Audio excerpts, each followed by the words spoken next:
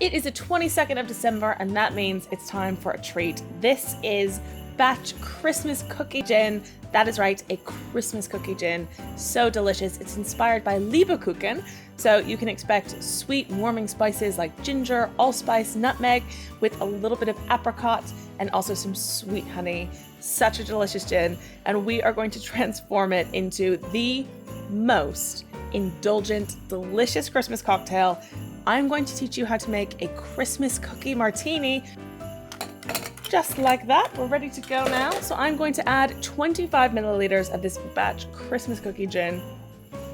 Oh, it smells so good. It is the scent of Christmas. I love all of those warming spices, but there's also that fruitiness, and the sweet honey makes it so unctuous on your mouth. It is absolutely a lovely gin. Now to this, I'm going to add 25 milliliters of cream liqueur.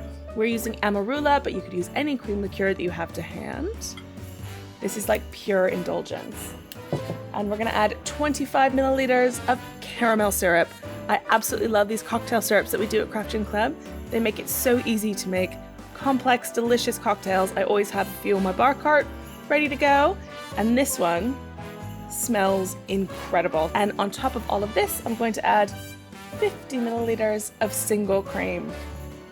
I mean, it's a Christmas cookie martini. It's gonna be indulgent, right? All right, it's nice and frosty.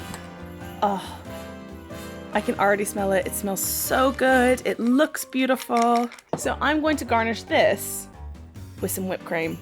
There we go. And I'm gonna top this off with some crushed biscuits. Just like so.